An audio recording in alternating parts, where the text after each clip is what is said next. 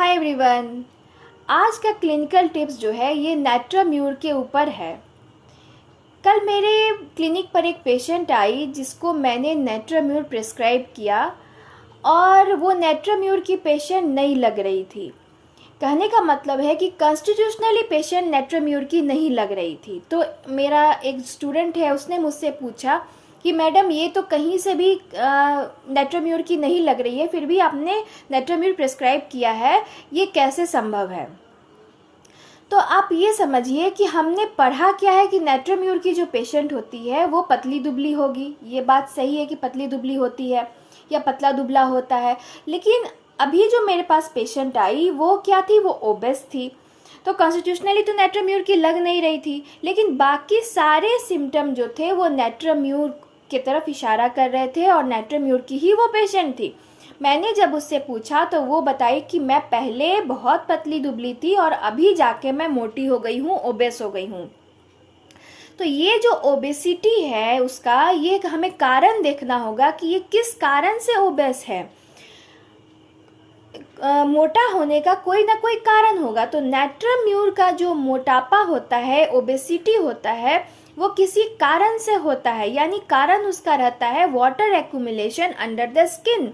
Skin के अंदर उसका पानी का इतना ज़्यादा एक्यूमुलेशन होता है जिसके वजह से वो मोटी दिखती है। इसको फॉल्स ओबेसिटी कहते हैं। वो मोटी है नहीं, वो मोटी दिख रही है, बिकॉज उसको ये प्रॉब्लम है, ये कारण है उसका मोटा होने का। तो ऐसा बिल्कुल नहीं है कि अगर ये फॉल्स ओबेसिटी के कारण वो मोटी दिख रही है, ओबेस दिख रही है, तो वो नेट्राम्यूर नहीं है। तो हमें इस बात का ध्यान रखना होगा, उससे पूछना पड़ेगा कि आप पहले मोटी थी या अभी मोटी हो गई हैं। तो पेशेंट ने मुझे अपना पहला फ़ोटो सब दिखाया जो सिर्फ 4-5 साल पहले का था और उसमें वो बहुत पतली दुबली थी, लेकिन डिलीवरी होने के बाद वो मोटापा उसका धीरे धीरे बढ़ते चला गया और आज उसके इस डेट में क्या है कि वो ओबेस के कंडीशन में आ गई है। तो ये जो ओबेसिटी है ये इसका फॉल्स ओबेसिटी है due to the accumulation of water under her skin. तो इससे ये कतई ये नहीं साबित होता है कि वो पेशेंट जो है वो नेट्राम्यूर की नहीं है।